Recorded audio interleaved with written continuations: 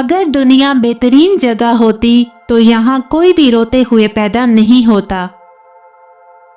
ہمارا تعلق ایسے منافق معاشرے سے ہے جہاں اختلاف رکھو تو بدتمیزی، سچ بولو تو بے ادبی، چپ رہو تو منافقت اور حقائق بتاؤ تو ناراضگی۔ جب تم جان جاؤ کہ اللہ تمہارے ساتھ ہے تو پھر اس سے کوئی فرق نہیں پڑتا کہ کون تمہارے خلاف ہے۔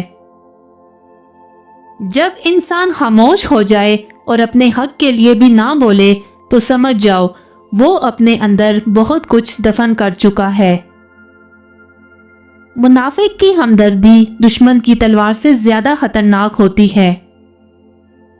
جس کا ظرف دیکھنا ہو اسے عزت دو، فطرت دیکھنی ہو تو اسے آزادی دو، نیت دیکھنی ہو تو اسے قرض دو، خصلت دیکھنی ہو تو اس کے ساتھ کھانا کھاؤ۔ وہ بھی کیا دن تھے جب کسی کو گھر کے دروازے سے باہر تک چھوڑ کر آتے تھے تو آنکھیں نم ہو جاتی تھی، اب تو قبرستان چھوڑ کر آنے پر بھی کہکہے گونجتے ہیں۔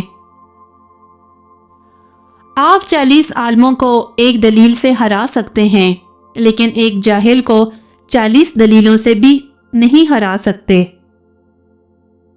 سمجھداری کی باتیں صرف 2 ہی لوگ کرتے ہیں، وہ جن کی عمر زیادہ ہو اور وہ جس نے بہت کم عمر میں برا وقت دیکھا ہو۔